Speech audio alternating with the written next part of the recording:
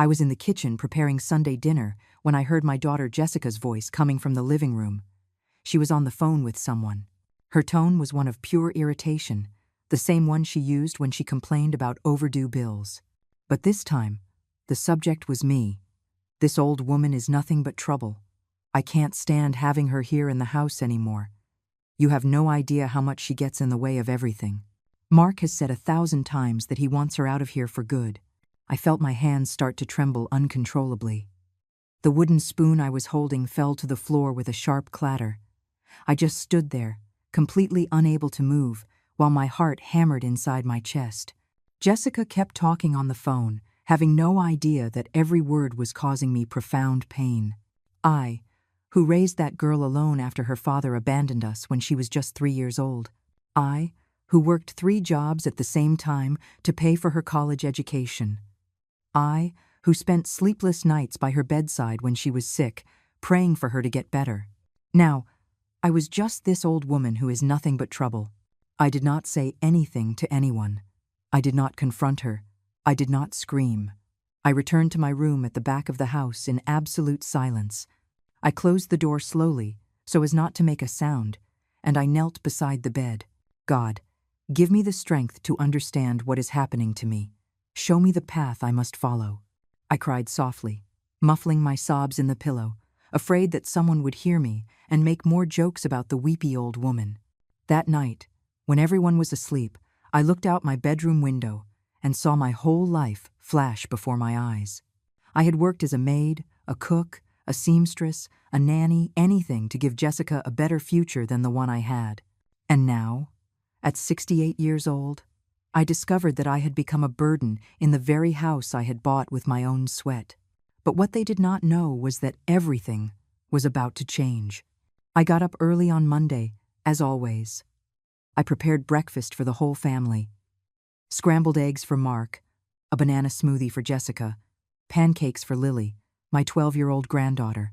Everything was served with a smile that was getting harder to maintain each day. Jessica came downstairs staring at her cell phone, as usual. She did not even look up when I put the plate in front of her. "Mom, this smoothie is too thick. Can you not get it right just once?" I swallowed hard. I took a deep breath. "I am sorry, honey. Should I add more milk?" "Forget it. I do not have time anymore." She grabbed her purse and left without saying goodbye. Mark followed her without a word. Not a good morning. Not a thank you for breakfast. Nothing. Just the sound of the door slamming shut. Lily stayed a moment longer, looking at me with those big eyes that reminded me so much of Jessica when she was a little girl. "Grandma, are you okay?" I smiled, stroking her shiny black hair. "Of course I am, sweetie. Now hurry, or you are going to be late for school." The little girl hugged me tight before she left. That hug was the only thing that kept me standing that day. After everyone had gone, I sat down at the empty kitchen table and looked around. This house, so many memories. I bought it 30 years ago when I was still working in a clothing factory. I saved every dollar I could. I ate peanut butter and jelly sandwiches to save up for the down payment. I worked double shifts on weekends, all to have a place of our own, a place where Jessica could grow up safe. The walls still had the marks from when she was little. There, at the kitchen entryway, were pencil marks measuring her height every birthday. Jessica, 5 years old. Jessica, 7 years old. Jessica, 10 years old. I ran my fingers over those faded marks and felt myself breaking inside. How did we get to this point? At what moment did my daughter stop seeing me as her mom and start seeing me as a nuisance? The phone rang. It was Brenda, my lifelong best friend. "Carol, how are you? Are we meeting for coffee this afternoon?" I hesitated for a moment. I did not want to worry her, but Brenda knew me better than anyone. "Of course, girl. I will see you at our usual spot."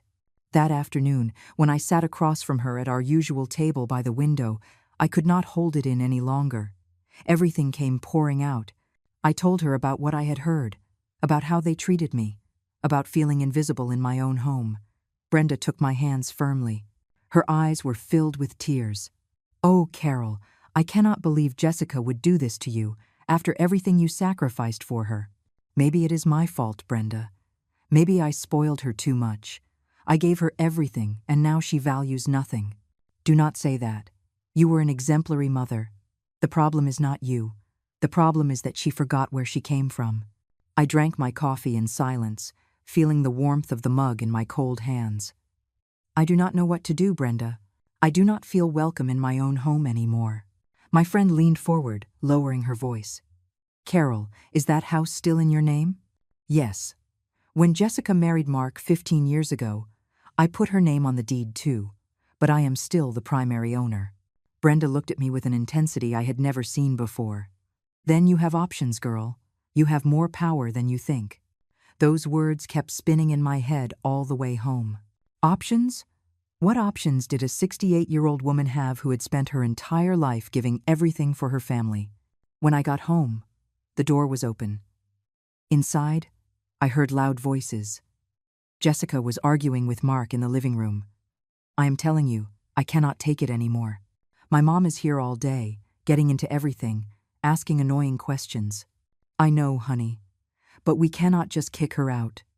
What will people say? I do not care what people say. I want my space.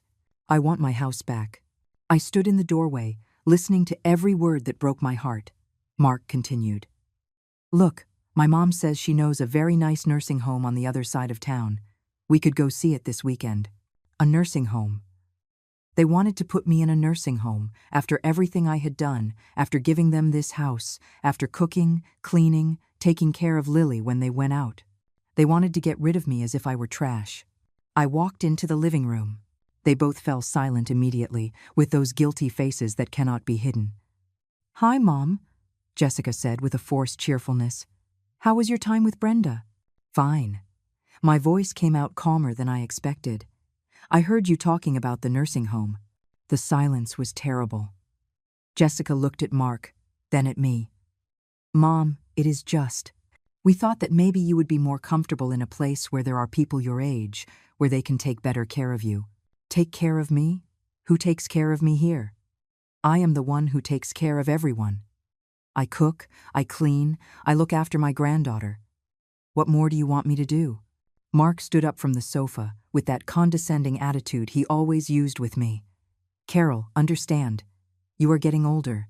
You need to rest, to stop working so much. At the nursing home, you would have everything. Food, doctors, activities with people your age. This is my house, Mark. I bought it with my money. Jessica came closer, putting on that sweet little girl face that no longer fooled me. Mom, nobody is saying it is not your house, but living here is causing you stress.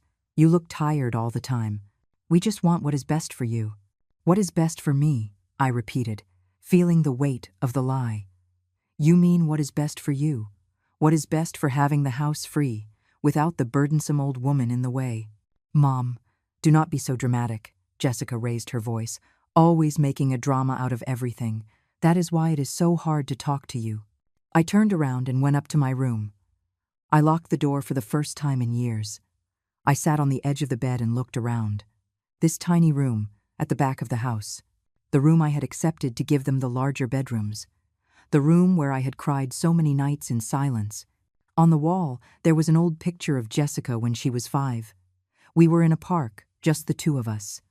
She was wearing a yellow dress that I had sewn for her myself. She was smiling with a full-toothed grin, hugging me tightly. That little girl loved me. That little girl needed me. Where did that little girl go? I took the photo down and put it in my drawer. I could not keep looking at the past. I had to think about the present, about my future. That evening, I did not have dinner with them. I stayed in my room, listening to their laughter from downstairs.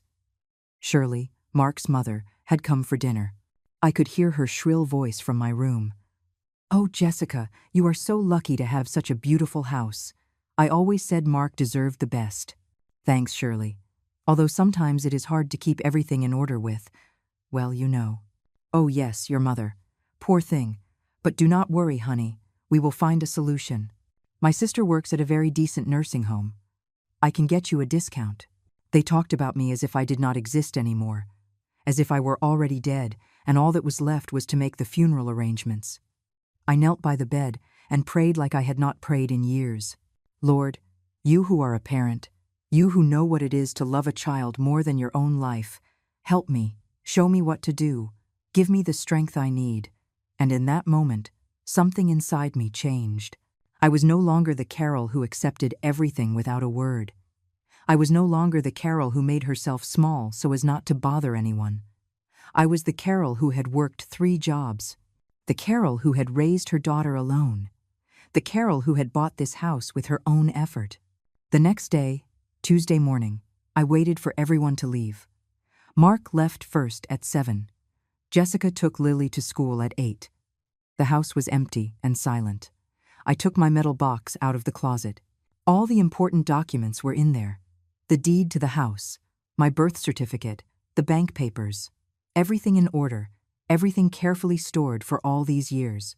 The deed clearly stated, Carol Ann Miller, primary owner, below. Added years later, Jessica Miller, Jones, co-owner. I called a number Brenda had given me. It was a lawyer, the son of a friend of hers. His name was Harrison. "Good afternoon, Mrs. Miller. My mother told me about your situation. How can I help you?" I explained everything. The humiliations, the nursing home plan, how they treated me in my own home. He listened without interrupting. "Ma'am, you have every legal right to make changes to your property. As the primary owner, you can make decisions that affect the use of the house. Are you sure about what you want to do?" "More sure than I have been in a long time, Mr. Harrison." "Very well. I will prepare the documents. Everything will be ready in a week." I hung up the phone with trembling hands. Not from fear, from something I had not felt in years, from power, from control over my own life. The next few days, I moved like a ghost in my own house. I did everything as usual. I cooked, I cleaned, I smiled when necessary. But inside, something had changed. Their slights did not hurt me in the same way. I no longer felt small when Shirley came to eat and treated me like a servant. Jessica noticed something was different. On Wednesday, while I was washing the dishes after lunch, she approached me. "Mom, are you okay? You seem strange." "I am fine, honey, just tired. Have you thought about what we told you about the nursing home? Shirley can take us to see it this Saturday."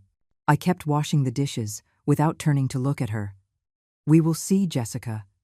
We will see." She left annoyed, muttering something I could not quite hear.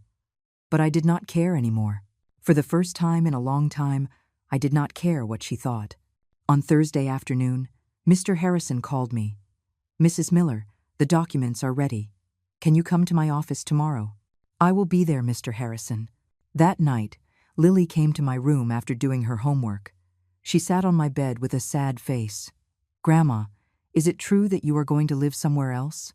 It broke my heart to see her little eyes full of tears. "Come here, sweetie."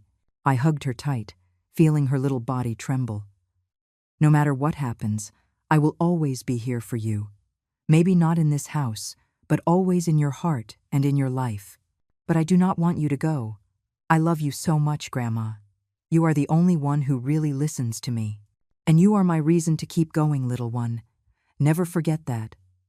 I rocked her until she calmed down. When she went to her room, I stared at the ceiling, thinking about everything that was about to happen. On Friday morning, I got ready with care. I put on my blue dress, the one I saved for special occasions.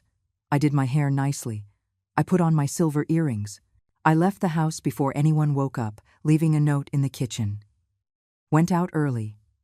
"I have things to do, Carol." Mr. Harrison's office was downtown, an old but well-maintained building. His secretary greeted me with a kind smile. "He is waiting for you, Mrs. Miller. Please go in."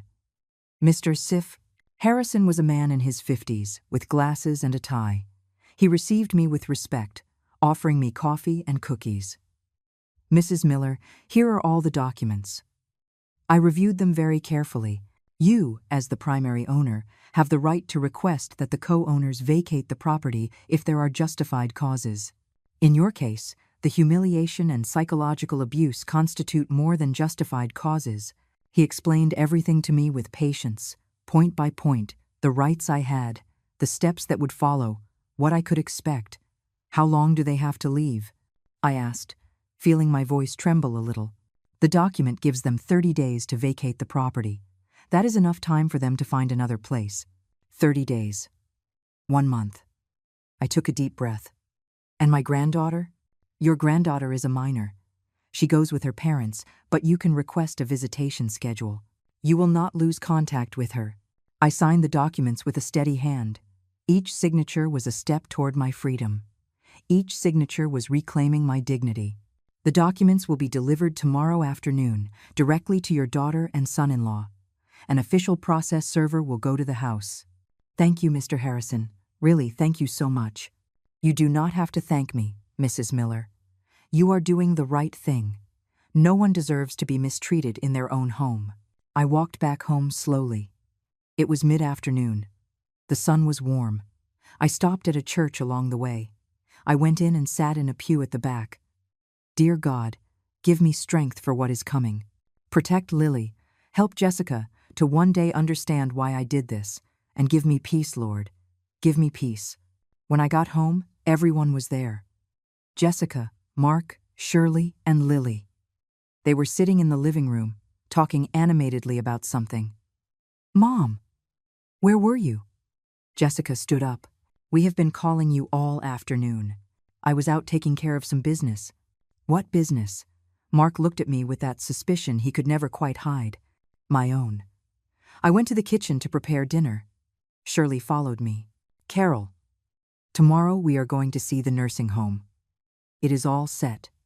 At 10 o'clock in the morning. You have to be ready. I turned to look at her.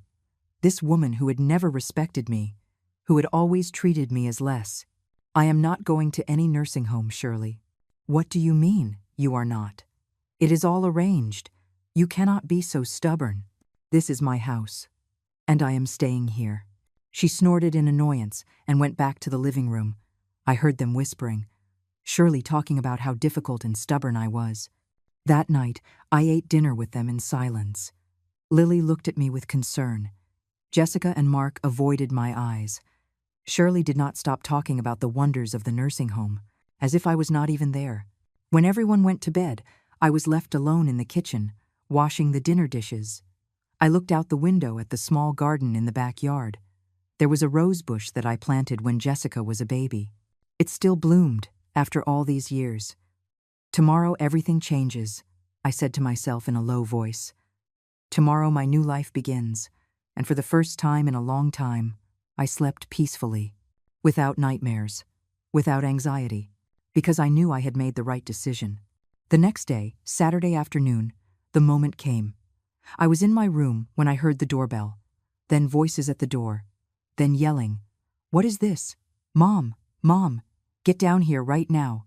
It was Jessica's voice, full of rage and panic. I came down the stairs slowly.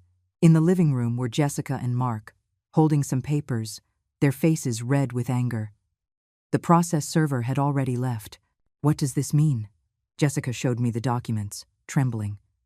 Are you kicking us out of the house? I am exercising my rights as the primary owner of this property. Mark approached me threateningly. This is outrageous. You cannot do this. I can and I am. You have 30 days to find another place. Jessica collapsed onto the sofa, crying. I cannot believe it. My own mother. After everything we did for you. Those words. Everything we did for you. I had to take a deep breath to keep from screaming. Everything you did for me? Humiliate me? Treat me like a servant? Plan to put me in a nursing home without even asking me? Is that everything you did for me? We gave you a roof over your head. Food, Mark yelled. This house is mine. The food is bought with my pension. I gave you a roof over your heads. I supported you, and you paid me back with contempt. The silence that followed was long and heavy. Lily appeared on the stairs with her eyes full of tears. Grandma, come here, sweetie. I hugged her tight while Jessica and Mark looked at us with hatred. This is not over, Mark threatened. We are going to fight this legally. Go ahead. Mr. Harrison will be waiting for your calls. That night, the house was filled with screams, slamming doors, and tears. But I stood firm, because after 68 years of giving everything for others, I was finally choosing to give something to myself. Dignity. The days that followed were the most painful of my life. Jessica barely looked at me during meals. She ate in silence, scrolling on her phone, as if I did not even exist. Mark would pass me in the hallway as if I were invisible, without a good morning or good night.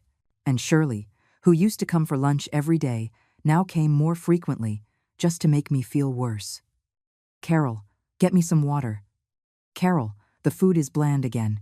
Carol, do you not have anything better to do with your life than stand there in the way? I did not respond. I had promised myself to stay calm, to maintain my dignity, but every word caused me an immense sadness that I kept inside like a painful secret. One morning, while I was cleaning the living room, I found an old box under the sofa. I recognized it immediately. It was the box where I kept the photos from when Jessica was a child. I opened it with trembling hands, and the memories flooded over me like a wave. There was Jessica at 2 years old, in her little flowered dress that was too big because I had bought it at a flea market, thinking it would last longer. There she was at 5, on her first day of kindergarten, with the braids I did for her every morning before the sun came up so I could go to work. There she was at 8, losing her first tooth, smiling so big you could see all the others. I sat on the living room floor, surrounded by photos, and I wept. I cried for that little girl who loved me. I cried for the years I spent working to give her everything. I cried for the woman she had become, so different from the daughter I had raised. I remembered when she was 7 and got pneumonia. It was January, it was very cold, and we did not have heating in the house. I slept holding her every night to keep her warm. I worked during the day at a family's house, and at night I sewed clothes to sell. With that money, I paid for her medicine. I remember spending 3 straight days without sleep, taking care of her, praying for her to get better. When the fever finally broke and she opened her eyes and smiled at me, saying, "Mommy," I felt that all the exhaustion in the world was worth it. I promised her that I would always take care of her, that I would always be there for her. Now that promise felt like a burden that only I had carried. I put the photos back in the box and took it to my room. I could not keep looking at them every day. It broke me inside every time I saw those images of a happiness that seemed to belong to another life. That afternoon, when Jessica got home from work, she looked upset. Shirley was with her. They both entered the house speaking in low voices, but loud enough for me to hear from the kitchen. "I cannot believe your mom did this to us," Shirley was saying, "after everything you have done for her, giving her a home, food, care." "I know, Shirley, but my mom has always been like this, dramatic, manipulative. Now she is using the house as a weapon to control us." I squeezed the kitchen towel in my hands until my knuckles hurt. Me? Manipulative? The woman who had given everything without asking for anything in return? "You should fight this legally," Shirley continued. "Mark has rights. They have lived here for 15 years. That must count for something. We already spoke to a lawyer. He says that since she is the primary owner and we are just co-owners, she has the right to ask us to leave. But we are looking at other options." I peeked through the kitchen door. "What options?" They both fell silent immediately, with those guilty faces I knew so well. Jessica cleared her throat. "Mom, we need to talk." "I am listening. Look, I know you are upset, and maybe we made mistakes too. But what you are doing is too much. Kicking us out of the house where we have lived for 15 years, where Lily grew up. It is cruel, Mom." "Cruel?" I felt something break inside me. Cruel like planning to put me in a nursing home without asking me? Cruel like calling me an old woman who only causes problems? Cruel like treating me like a servant in my own house? "We never treated you like a servant," Jessica shouted. "No? Then what was it? When was the last time you thanked me for making a meal? When was the last time you asked me how I was feeling? When was the last time you treated me like your mother and not like a nuisance?" Shirley interjected. "Carol, do not be so dramatic. Young people today are like that. They are busy. They have a lot of pressure. You cannot expect them to be doting on you all the time." "I do not expect them to dote on me all the time, Shirley. I just expect a minimum of respect, something that it seems no one in this house knows how to give." Jessica went to her room, slamming the door. Shirley shot me a venomous look before following her. I was left alone in the living room, trembling with rage and sadness. That night, Lily came down to my room after everyone was asleep. She knocked on the door softly. "Grandma, can I come in?" "Of course, sweetie." She came in with her eyes swollen from crying so much. She sat on my bed and hugged me tight. "Grandma, my mom says we are going to have to leave the house. She says it is your fault. Why are you doing this?" It broke my soul to see my granddaughter like this. I sat her on my lap like when she was smaller and stroked her hair. "Sweetheart, sometimes adults have to make difficult decisions. Decisions that hurt, but are necessary. But I do not want to leave. This is my house. My room is here, my things, my memories. I know, little one, and believe me, this hurts me more than anyone. But your mom and dad have made me feel like I am not welcome here. And nobody should live in a place where they are not wanted. But I do want you, Grandma. I love you so much. And I love you, sweetie, more than anything in the world. And that will never change. Wherever you live, I will always be there for you. Always." I rocked her until she fell asleep in my arms. Then I carried her to her room, like I did when she was a baby. I tucked her in carefully and gave her a kiss on the forehead. "Forgive me, my child," I whispered. "Forgive me for not being able to protect you from all of this." The following days were like living in a war zone. Jessica and Mark did not speak to me. When they had to say something, they did it through Lily or just left notes in the kitchen. "Carol, the gas is out. Order a refill." "Carol, Lily's clothes need to be ironed for tomorrow." "Carol, we are not having dinner here tonight." Cold notes, without a please, without a thank you. As if I were a hired employee and not the owner of the house. One afternoon, while I was ironing clothes in the backyard, my friend Brenda came to visit. She looked worried. "Carol, I heard about everything. How are you?" I shrugged, not stopping my ironing. "Surviving, Brenda, just surviving. Have they found a place yet?" "I do not know. They do not talk to me. They just leave me notes." Brenda sat in a plastic chair next to me. "Are you sure about this, Carol? You can still back out." I put the iron down on the board and turned to look at her. "Brenda, for 2 years I have felt like trash in my own house. 2 years of listening to them complain about me, plan how to get rid of me. Do you think I can go on living like this?" "No, of course not. But I do not want to see you suffer either. I am already suffering, Brenda. The difference is that now I am doing something about it." We were silent for a long time. Brenda helped me finish ironing the clothes. It was a moment of peace in the middle of the storm. "You know what hurts the most?" I said as I folded a sheet. "It is not that they want me out. It is that they never stopped to think about everything I did for them, everything I sacrificed. Tell me, Carol. Let it all out." And then I started to remember, to tell everything I had kept inside for so long. When Jessica's father left us, she was 3. I was left with nothing. No money, no job, no family to support me. My mother had already passed away, and my siblings lived far away. I was completely alone with a little girl who depended on me. Brenda took my hand, listening in silence. "I got a job at a family's house. They paid me a few $100s a week. It was not even enough for the rent of a single room, so I took a second job at a diner. At night, I would leave one job and go straight to the other. I slept 3 or 4 hours if I was lucky." "Oh, Carol." Jessica stayed with the neighbor while I worked. Mrs. Amelia. She was a good woman who charged me very little to watch her, but still, every dollar I earned went to that. Rent, food, clothes, for Jessica. I remembered those years as if it were yesterday. The exhaustion that never went away. The hunger I learned to ignore. The nights I cried in silence so Jessica would not hear me. When Jessica turned 6, she started elementary school. She needed supplies, uniforms, books. I did not have money for all that, so I took a third job on weekends, cleaning an office. I worked 7 days a week, Brenda. 7 days. I do not know how you managed. For her. Everything was for her. Every time I felt like I could not go on, I would watch her sleep so peacefully and find the strength to continue. I kept talking. The years passed in my memories like a sad movie.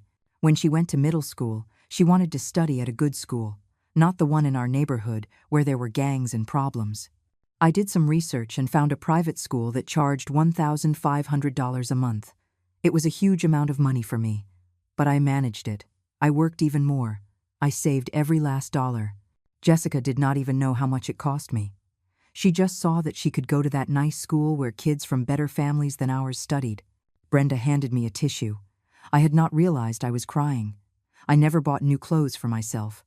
Everything I wore was second-hand or given to me. But Jessica always had the best I could give her. New shoes whenever she needed them. Pretty clothes for school parties. Brand name supplies. Everything. You are an incredible mother, Carol. When she turned 16, she wanted a big party. All her friends had had parties with bands, expensive dresses, decorated halls.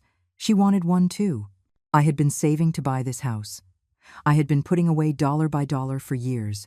But when I saw her excited little face talking about her sweet 16 party, I knew I could not say no. I paused for a moment, remembering that day with a mixture of love and pain. I spent everything I had saved on that party. Everything, Brenda. The dress, the hall, the band, the food, the decorations. Jessica was so happy that day. She danced with me and told me, "You are the best mom in the world."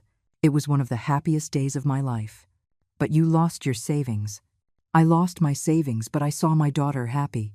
At that moment, that was what mattered. I started over from scratch. I started saving again. It took me another 10 years to save enough for the down payment on this house. Brenda shook her head, her eyes full of tears. And now she treats you like this. Now she treats me like this, I repeated in a tired voice. We kept talking as we finished folding the clothes. I told her more things. Things I had never told anyone. When Jessica met Mark, I had my doubts. Something about that young man did not sit right with me.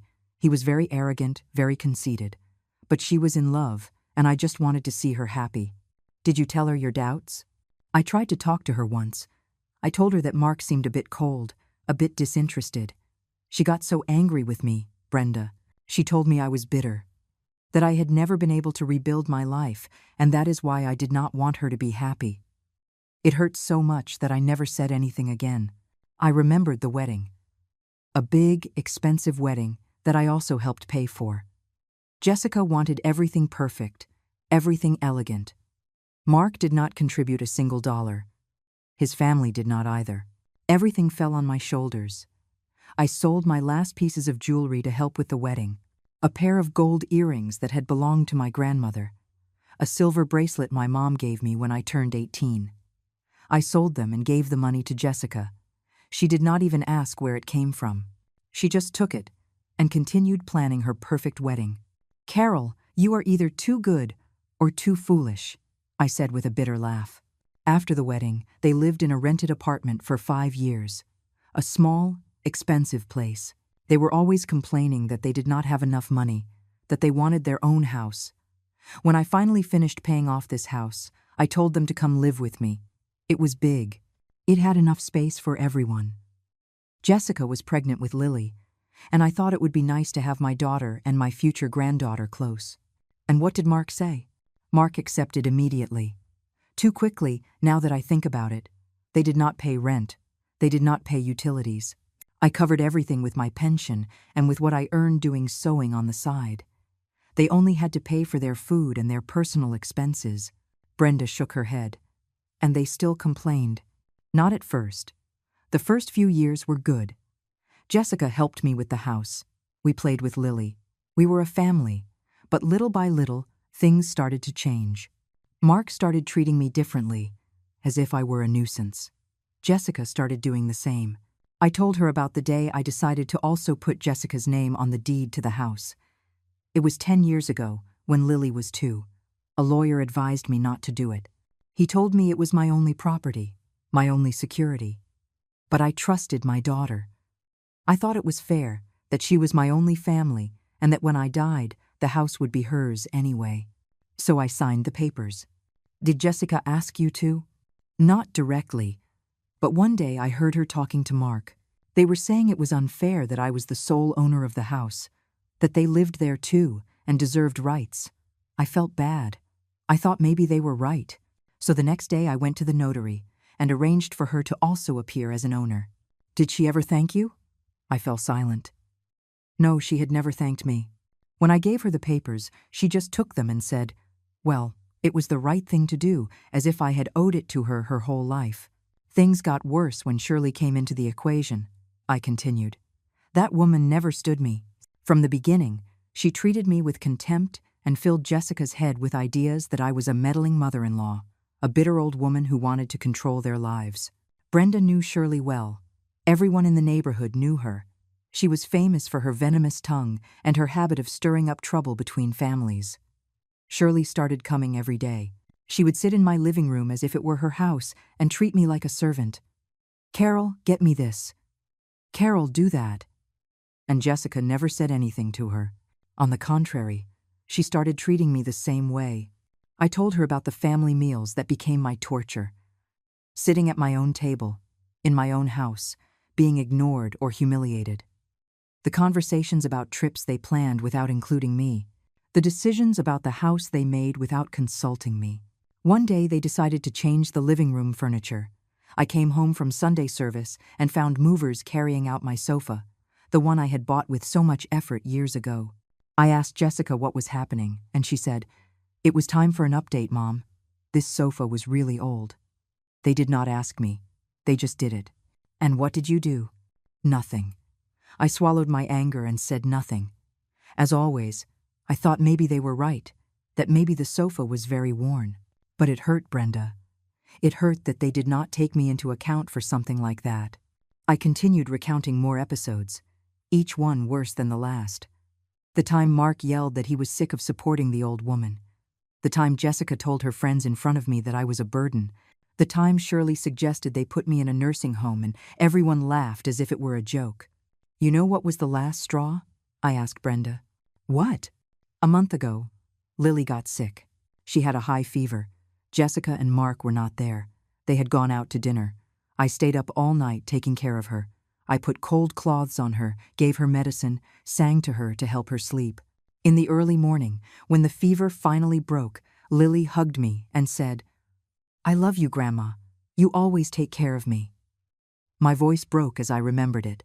The next day, when Jessica arrived, I told her that Lily had been sick. You know what she said to me? She said, 'Oh, Mom, do not exaggerate. It was probably just a little cold. You always make a drama out of everything.' She did not thank me. She did not ask me how I had spent the night. She just made me feel like I had exaggerated everything." Brenda hugged me. "It was about time you did something, Carol. It was about time." That night, when everyone returned home, Mark handed me a piece of paper. "This is an offer. We will buy your share of the house, and you leave.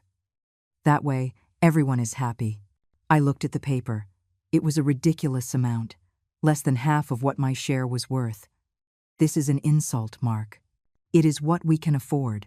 Take it or leave it." I tore the paper into pieces and threw them in his face. "I am not selling anything.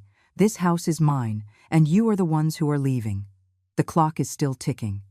You have 25 days left." Mark turned red with rage, but he did not say anything else. He left, slamming a door that made the whole house tremble. I could not sleep that night. I stayed awake thinking about everything, about the years of sacrifice, about the love I gave without measure, about the ingratitude I received in return. And for the first time, I did not feel guilty. I did not feel bad. I felt free. Free from the burden of being the perfect mother who puts up with everything. Free from the need to please everyone but myself. I stood in front of the mirror in my room. I looked at the woman staring back at me. She was 68 years old.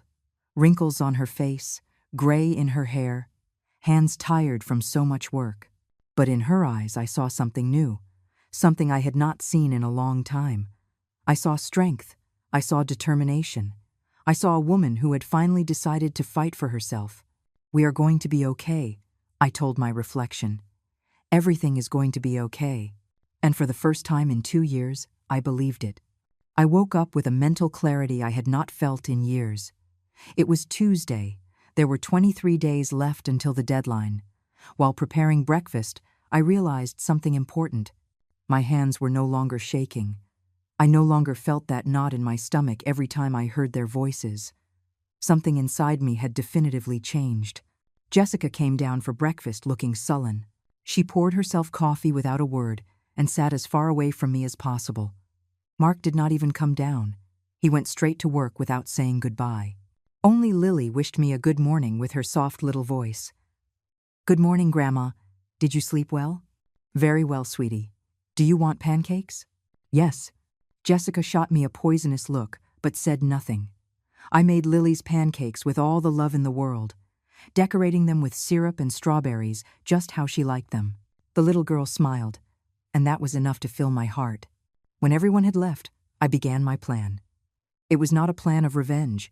It was a plan of survival, of taking my life back. First, I called the bank. I spoke with the manager, Mr. Daniels, who had known me for years. "Mrs. Miller, how can I help you?" "Mr. Daniels, I need to review all the accounts I have there, and I need to make some important changes." "Of course. Can you come in this afternoon?"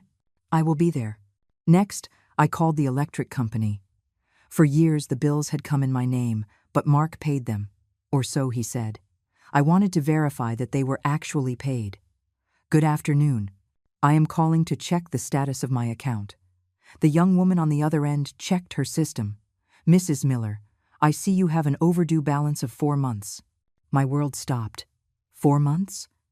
But my son-in-law said he was paying. "We have no payment registered since March, ma'am." March. 4 months had passed without paying the electricity. Mark had lied to me all this time.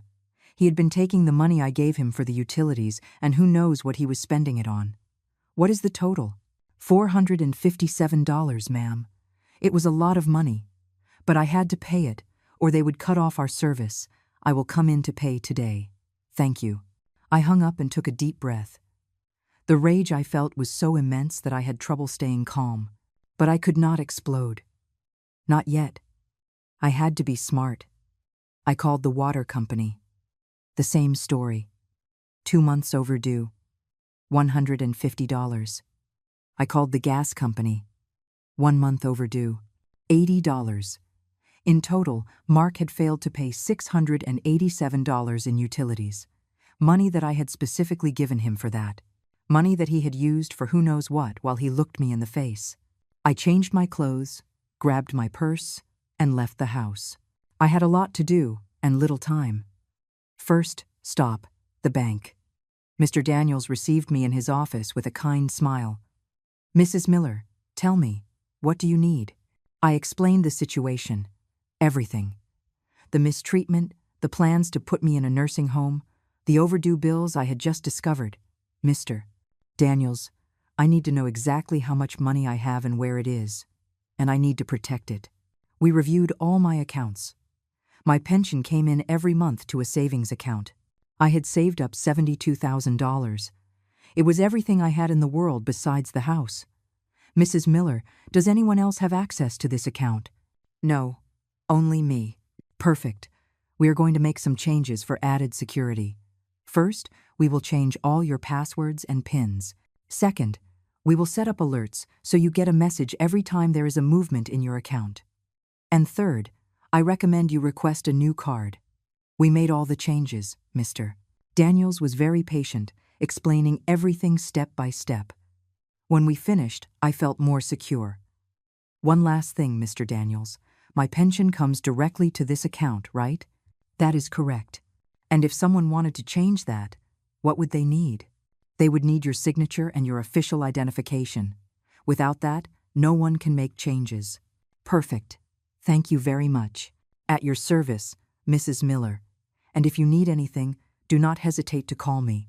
I left the bank feeling stronger. My money was safe. No one could touch it. Second stop, paying the utilities.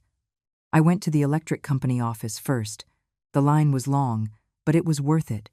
I paid the $457 and requested that all future bills come only to my name and that notifications be sent to my cell phone via text message. "Ma'am, are you sure? The service is in your name, but I see another number registered for notifications. Remove that number. Only mine." "As you wish." I did the same at the water company office and paid the gas bill over the phone. In total, I spent $687. It hurt to see that money go, but it was necessary. Besides, I now had full control over the utilities. Third stop, the grocery store. I needed to think, and the market always relaxed me. I walked among the stalls, greeting the vendors who had known me for years. "Mrs. Carroll, how are you?" "It has been a while since I have seen you," said Mr. Peterson, the man from the vegetable stand. "I am well, Mr. Peterson. Just getting by." "You look different, kind of. How should I put it? Lighter." His comment surprised me. "Lighter?" "Yes, as if a weight has been lifted off your shoulders. Your face is glowing differently." I smiled. Mr. Peterson was right. I felt different. I felt more like myself. I bought some fresh vegetables and kept walking. I stopped at Mrs. Gable's stall, where they sold prepared food. "Mrs. Carroll, what can I get for you today?" "A cheesesteak, please, to go." While I waited for my order, I sat on one of the market benches. I watched the people pass by, families shopping together, ladies haggling over prices, children running between the stalls. Normal life. Simple life. How long had it been since I had sat like this, peacefully, just observing? Years, maybe decades. I had always been running, working, worrying about others. "Here is your sandwich, Mrs. Carroll." "Thank you, Mrs. Gable." I returned home around 3 in the afternoon. The house was empty and quiet. I served the cheesesteak on my favorite plate, the one with little blue flowers, and sat down to eat slowly, savoring every bite. After eating, I went up to my room and took out an old notebook I had bought years ago and never used. It was time to make a list. A list of everything I had to do in the next 23 days. I wrote, "Talk to Mr. Harrison about the next steps. Separate my things from theirs. Decide what to do with the furniture and objects in the house. Find a locksmith to change the locks when they leave. Talk to Lily and explain everything calmly. Prepare the house to live in, alone. Make a monthly budget. Contact my friends from the prayer group." I looked at the list. It was a lot, but it was manageable. And most importantly, it was my list, my decisions, my life. I called Mr. Harrison. He answered on the second ring. "Mrs. Miller, good afternoon. How is everything going?" "Well, Mr. Harrison, I have some questions." "Of course, go ahead. What happens if they do not leave in 30 days? Then we initiate a legal eviction process. We have all the legal grounds. They are at fault for several reasons. Do not worry. The law is on your side. And my things? I have furniture, appliances, things I bought. Everything you can prove you bought with your money is yours. They cannot take it. I recommend you make an inventory with photographs of everything." "Photographs?" "Yes. Take photos of everything that is yours, with the date visible. That way we will have proof if they try to take anything." "Understood." "Thank you, Mr. Harrison. I am here to serve you, Mrs. Miller. And remember, you are doing the right thing." I hung up and immediately started with the photographs. I went through the whole house with my cell phone, taking pictures of everything. The stove I had bought 10 years ago, the refrigerator that cost me months of savings, the washing machine, the living room set that Jessica had changed without my permission, but that I had paid for because I had no choice, the dining set, the bedrooms. Every photo I took was evidence. Evidence that this house and everything in it was the product of my work and my effort. When I finished, I had over 200 photos. I saved them all in a special folder on my phone and backed them up by emailing them to myself. It was almost 6 in the evening when I heard the door open. It was Jessica. She was alone. "Mom, are you here?" "In the kitchen." She came in with a serious face. She sat in one of the chairs and looked at me intently. "Mom, we need to talk." "I am listening." "This is going too far. Mark is very stressed. Lily is sad all the time. And I do not know what to do." For a moment, I saw something in her eyes. Was it regret? Pain? I was not sure. "Jessica, I did not want things to get to this point either, but you left me no choice." "Mom, we never wanted to hurt you." "No." I put down the kitchen towel I was folding. "Then what was it? Planning to put me in a nursing home? Treating me like a servant? Lying to me about paying the bills?" She turned pale. "How did you know about the bills?" "Because I went to pay them. 4 months of electricity, 2 of water, 1 of gas, $687 that I gave Mark and that he did not pay." "What did he spend that money on, Jessica?" She looked down, ashamed. I do not know, Mom. I really do not know. Mark handles all the money. Well, you should know. It is your family. It is your responsibility. She was quiet for a long moment.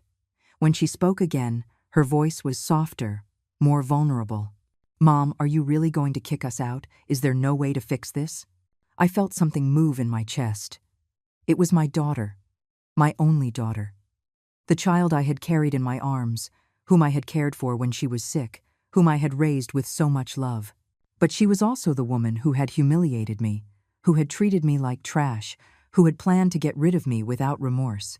Jessica, do you think I deserve respect? Of course, Mom. Then why have you not given it to me? Why did you let Mark treat me badly? Why did you let your mother-in-law humiliate me in my own home? Why did you never defend me? I do not know, Mom. I guess I got carried away. Mark can be very convincing. His mother too. And I was tired, stressed. I was not thinking. You were not thinking about me. That is what happened. You never think about me. Tears started to roll down her cheeks. I am sorry, Mom. I am truly sorry. It was the first time in 2 years I had heard her apologize, but something in me could no longer accept it so easily. Apologies without a change in behavior meant nothing. Jessica, I am going to tell you something, and I want you to listen carefully. I love you. You are my daughter, and you will always be my daughter. But loving does not mean letting myself be walked all over. Loving does not mean accepting mistreatment. And loving does not mean sacrificing my dignity to keep the peace. I am not finished. All my life I have put others first. You, your needs, your happiness, and I do not regret any of it. But there came a point where I lost sight of the fact that I matter too, that I also deserve respect and love and consideration. She cried in silence, wiping her tears with the back of her hand. The next 23 days are going to be difficult, I continued, but they are necessary. I need you all to understand that you cannot treat me like this. And you need to understand that being my daughter does not give you the right to disrespect me. And after the 23 days, what is going to happen to us? I do not know, honey. I honestly do not know. It depends on you, on how you use this time, on whether you really understand what you did wrong. Jessica stood up from the chair, trembling. I am going to talk to Mark. I am going to try to make him understand. Do what you have to do. But the deadline does not change. She left the kitchen with her shoulders slumped. I heard her go up the stairs slowly. Part of me wanted to run after her, to hug her, to tell her that everything would be okay. But I stayed where I was, because not everything was okay, and I could not keep pretending that it was. That night, Mark came home later than usual. I heard raised voices in their room. They were arguing. I could not hear the exact words, but the tone was clear. They were fighting about me, about the situation, about the uncertain future that awaited them. Lily came down to my room around 10 o'clock at night. She brought her pillow and her teddy bear. Grandma, can I sleep with you? My parents are fighting. Of course, sweetie. Come on in. She got into my bed and snuggled up against me. I stroked her hair until her breathing became slower and deeper. Grandma, she whispered, almost asleep. Why are grown-ups so complicated? I smiled in the darkness. Because sometimes we forget how to be simple, sweetie. We forget that the most important thing is love and respect. Do you love me, Grandma? More than anything in the world, little one. More than anything. She fell asleep in my arms. I stayed awake a while longer, staring at the ceiling, thinking about everything. The following days, I established a routine. I would get up early, do my things, go for a walk in the park. I started going to the prayer group meetings on Wednesday afternoons. I reconnected with friends I had stopped seeing because I did not have time. One of those friends was Hope. I had met her at the clothing factory where I worked many years ago. We had lost touch when Jessica got married, and I became a grandmother. Carol, what a miracle. How many years has it been? Too many, my friend. I have missed you. We sat on a park bench and talked for hours. I told her everything. She listened without judging, without interrupting. You did the right thing, Carol. The right thing. I went through something similar years ago with my oldest son. Sometimes children forget who we are, everything we have done for them. And how did your situation end? I had to set firm boundaries. Very firm. My son got angry. He did not speak to me for a year, but eventually, he understood. Now our relationship is better than ever because it is based on mutual respect, not obligation. A year without speaking to him? It was the hardest year of my life, but also the most necessary, because I learned to live for myself, to be happy without depending on my children's approval. Her words gave me hope. Maybe Jessica and I could rebuild our relationship, but first, I had to destroy the toxic dynamic we had created. The days passed. 23, 22, 21. The atmosphere in the house was tense, but I remained calm. I did my things, took care of Lily, avoided conflicts. One afternoon, I found Jessica crying in her room. The door was open. I hesitated whether to go in or not. "Mom?" She saw me standing in the hallway. "Can you come in?" I sat on the edge of her bed. She wiped her tears. "We cannot find a house, Mom. We have seen about 20, and none of them are in our budget. They are either too expensive, or too far from Mark's work, or in dangerous neighborhoods. I do not know what we are going to do." For a moment, I felt the urge to give in, to tell them to stay, to forget all this, but I bit my tongue. "You still have time to look. You will find something. What if we do not? Are you really going to put us out on the street?" "I am not going to put you out on the street, Jessica. You have options. You can rent a temporary apartment. You can ask Mark's family for help. You can look in other areas. There are options. None as good as this house. This house is mine, and I need my space." She nodded slowly. "I understand, Mom. I really do understand now." I did not know if I believed her, but I nodded and left her room. That night, while preparing dinner, my cell phone rang. It was an unknown number. "Hello? Mrs. Carol Miller?" "Yes, this is she." "This is Mary Ellen, from the prayer group. I am sorry to bother you at this hour." "It is no bother. What can I do for you?" "Well, I heard about your situation from the sisters in the group, and I wanted to tell you that I am very proud of you. What you are doing takes a lot of courage." Her call surprised me. "Thank you, Sister Mary Ellen, and I wanted to offer you something. My husband and I have an extra room in our house. If you ever need a quiet place to think or rest, you are invited. No strings attached, no pressure." My eyes filled with tears. "You do not know how much that means to me. Thank you very much. That is what sisters are for, to support each other. God bless you, Mrs. Carroll." I hung up feeling supported. I was not alone in this. I had people who supported me, who understood me. 14 days, 13 days, 12 days. Time kept moving, and I remained firm in my decision. One morning, 11 days before the deadline, I woke up with a deep sense of peace. It was Saturday. The sun was streaming through my window, illuminating the dust particles floating in the air. I got up, took a long shower, put on my favorite dress, and went down for breakfast. At the table were Jessica, Mark, and Lily. All silent. I poured myself coffee and sat down with them. "Good morning." "Oh, good morning, Mom," Jessica replied in a soft voice. Mark said nothing. Lily smiled at me. "We found a house," Jessica said suddenly. "It is smaller than this one and more expensive, but it is the only thing we could get. I am glad you found something. We are moving on Thursday, 4 days before the deadline." I nodded. "Good." Silence once again took over the table, but it was a different kind of silence. It was not hostile, it was resigned, sad, but resigned. And I, for the first time in a long time, felt completely at peace with my decisions. There were 11 days left to get my house, my space, my life back. 11 days to be myself again. Thursday arrived faster than I expected. I woke up early, long before the sun came up. I had slept little, not from nerves, but from a mix of emotions I did not know how to name. Relief, sadness, hope, all tied together in a knot in my chest that was not painful, just intense. From my window, I watched the sky turn orange and pink. It was a beautiful sunrise, as if God Himself were painting the beginning of my new life. I went down to the kitchen and made coffee. The aroma filled the whole house. It was still early, just 6 o'clock in the morning, but I heard movement upstairs. They were awake too. At 7, the moving truck arrived. It was a large truck, one of those with the company name painted on the sides. 2 young men got out and rang the doorbell. Mark opened the door. "Come in. Everything that needs to go is marked with blue tape."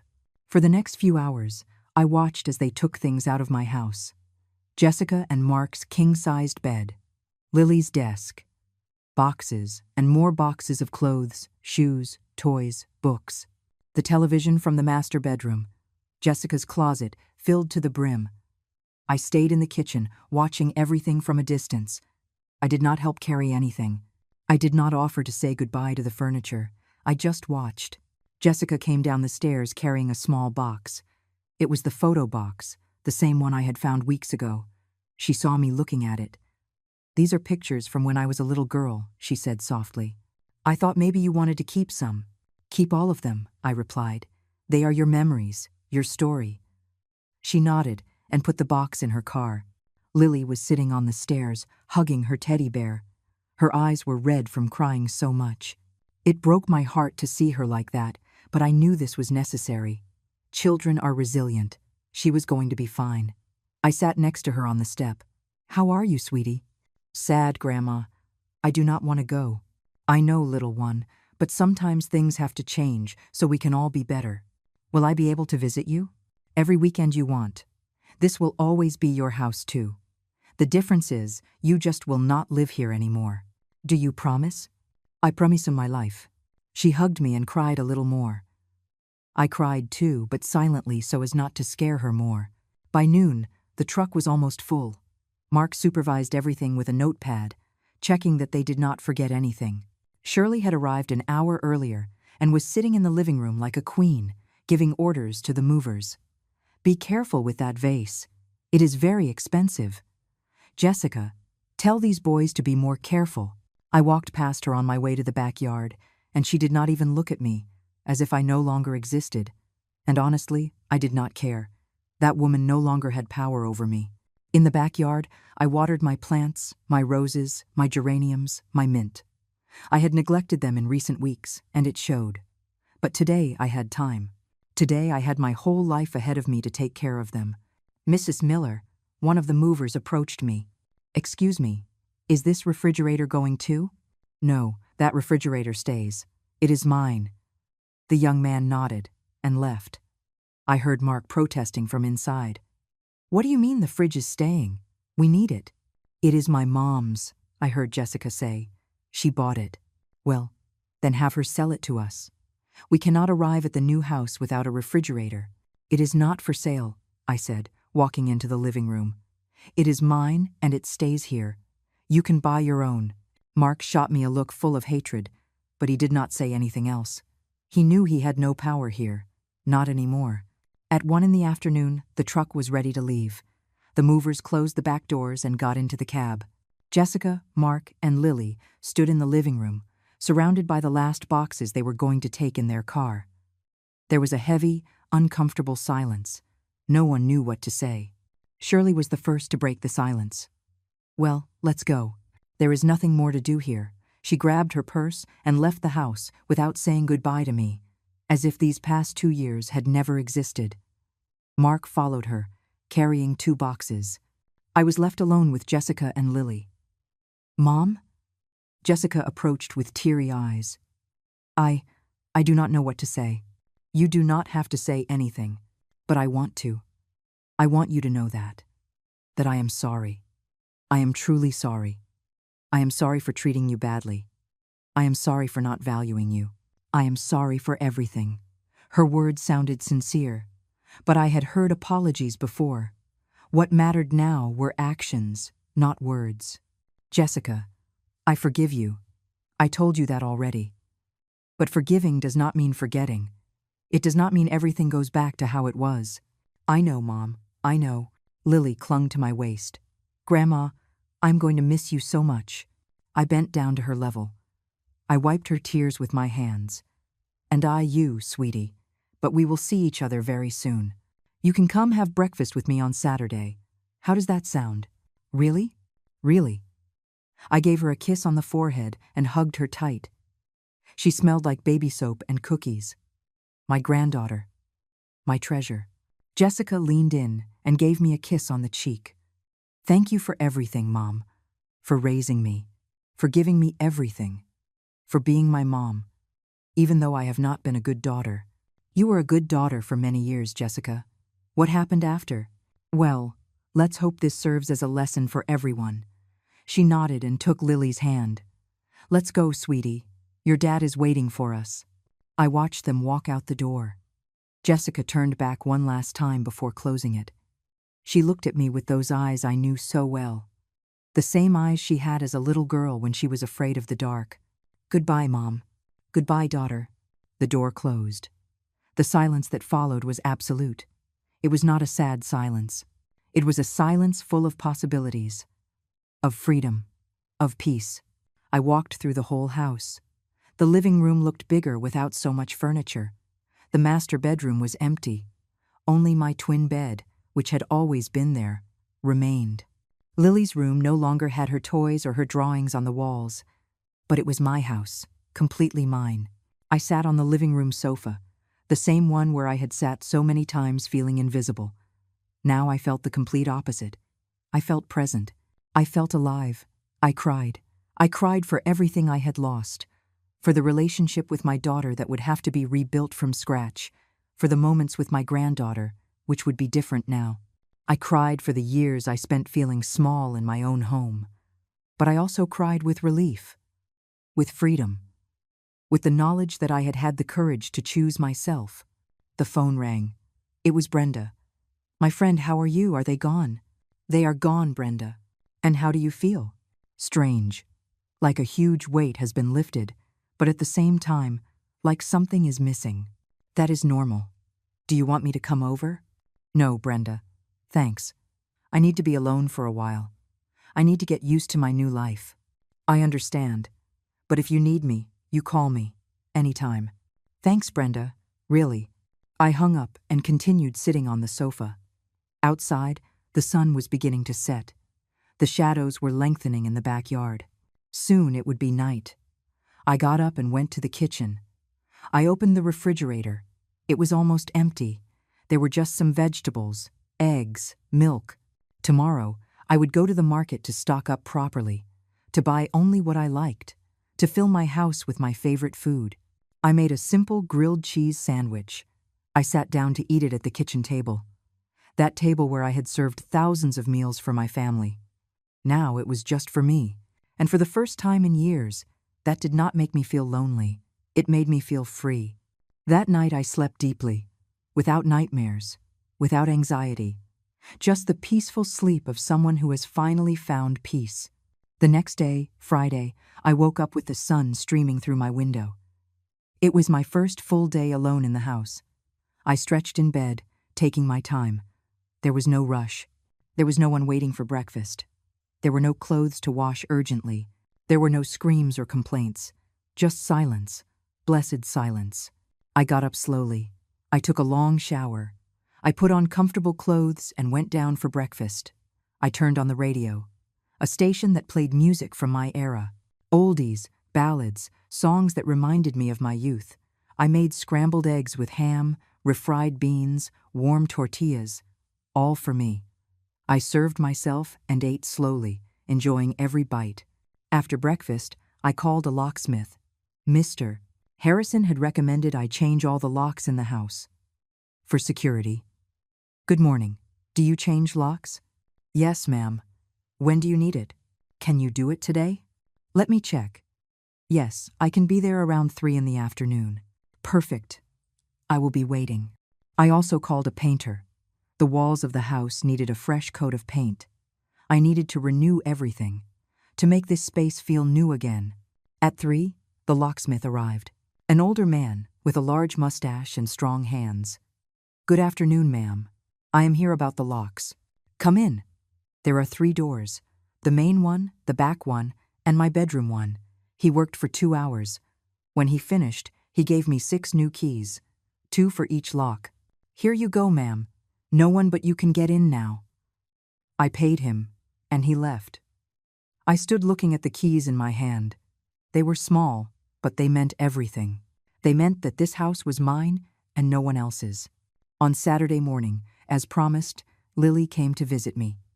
Jessica dropped her off at the door and left without getting out of the car. She did not honk. She did not say goodbye. She just dropped off the child and left. "Grandma!" Lily ran into my arms. "Sweetie, how are you?" "Good. The new house is weird. Small. But my parents say we will get used to it." "Of course you will. It is just a matter of time." We spent the whole morning together. We made chocolate chip pancakes. We watched a movie. We played bingo. We laughed a lot. When Jessica came back for her at noon, Lily was happy. "Grandma, can I come again next week?" "Every week you want, sweetie." Jessica rolled down the car window. "Thanks for watching her, Mom." "It is not watching her. It is enjoying my granddaughter." There was a moment of awkward silence. "Mom, can we talk someday? Just you and me?" "When you are ready, Jessica. When you are really ready." She nodded and left. The days kept passing. Weeks. A month. 2 months. My life found a new rhythm. I woke up when I wanted. I cooked what I wanted. I watched television without anyone complaining. I invited my friends over for coffee. I went to church every Sunday. I tended to my garden, and every Saturday, without fail, Lily came to visit me. Jessica and I spoke a few times on the phone. Short conversations, superficial, asking about health, commenting on the weather. Nothing deep, not yet. But it was okay, because I had learned something important. That love does not have to hurt. That family relationships should be built on respect, not obligation. One afternoon, 3 months after they left, Jessica called me. "Mom, can we meet? I want to talk to you." "Of course." "Here at the house?" "Yes, if you do not mind." "I do not mind." The next day, Jessica arrived alone. Without Mark, without Lily, just her. We sat in the living room with coffee and cookies. "Mom, I want you to know something. Mark and I are in couples therapy." I was surprised. "Really?" "Yes." All of this, everything that happened, made us realize a lot of things. How we mistreated the people we love. How we let his mom manipulate us. How we drifted away from what really matters. I am glad you are working on that. And I started individual therapy too, to work on myself, on why I let things get so far with you. I felt something soften in my chest. "Jessica, that says a lot about you. I know I cannot erase what happened. I know I hurt you. A lot. And I know we will need time to rebuild our relationship. But I want to try, Mom. I really want to try." I looked into her eyes. She was no longer the arrogant, cold woman from months ago. She was someone different. Someone more humble. More aware. "I want to try too, daughter. But it has to be different this time. I know. And it will be. I promise." I do not know if I believed her completely, but I gave her the benefit of the doubt. Because that is what mothers do. They love, they forgive, they give second chances. But now, with boundaries, with dignity, with mutual respect. And that made all the difference. 6 months have passed since that Thursday that changed everything. 6 months since I got my house back, my space, my life. And today I can say with complete honesty that it was the best decision I have ever made. I wake up when I want. I make my coffee slowly, enjoying each step. I sit at my table that now has only one chair, mine, and I read the newspaper while I have breakfast. The house is quieter now, but it is not the sad silence of loneliness. It is the calm silence of peace. My days have a new routine that I deeply enjoy. On Mondays, I go to the market. On Tuesdays and Thursdays, to the knitting class at the community center. On Wednesdays, to the prayer group. On Fridays, I do whatever I feel like. And on Saturdays, without fail, Lily comes to visit me. They are my favorite days. Jessica brings her and picks her up. Every time she comes, we greet each other with more warmth. There is not so much tension anymore. Little by little, we are healing. 2 weeks ago, Jessica came for coffee with me. Alone. She told me that things in her marriage are improving, that therapy is helping them. And she told me something that surprised me. Mom, I cut off contact with Shirley. I realized how much poison she put in my head. I felt proud of my daughter. She was growing. She was maturing. Mom, I know we still have a long way to go, but every day I work on being a better person, a better daughter, a better mom for Lily. I took her hands. You are doing well, daughter, and I am proud of you. We cried together that day, but they were tears of healing, of hope, of love being rebuilt. This morning, after watering the roses, I sat in my favorite chair in the backyard. I closed my eyes and felt the warm sun on my face. I listened to the birds singing, and I felt complete. Not because I have everything, but because I finally have myself. My relationship with Jessica is not perfect. Maybe it never will be. But it is real, it is honest, and it is based on mutual respect. Lily continues to be my light. Every Saturday I spend with her is a gift. My house no longer feels big and empty. It feels like the perfect size. I have filled it with things that make me happy. Plants, photos of beautiful moments, books, knitting projects. Choosing myself saved my life. And I do not regret anything. Tomorrow is Saturday. Lily is coming over. We are going to make chocolate chip cookies. And when Jessica comes to pick her up, maybe we will talk for a little longer, or maybe not. And that is okay, because I no longer need things to be perfect. I just need them to be real. I am 68 years old. I have lived a lot. I have suffered a lot. I have loved a lot. And I still have a lot of life ahead of me, a life that I am going to live on my own terms, with my dignity intact, with my peace recovered. I look out the window at my garden. The roses are blooming beautifully. And I think, this is my life now. Blooming, growing, beautiful. Sometimes the greatest beginning is the silence one chooses to keep. We are curious to know how far this story reached. Where are you watching from? Comment below.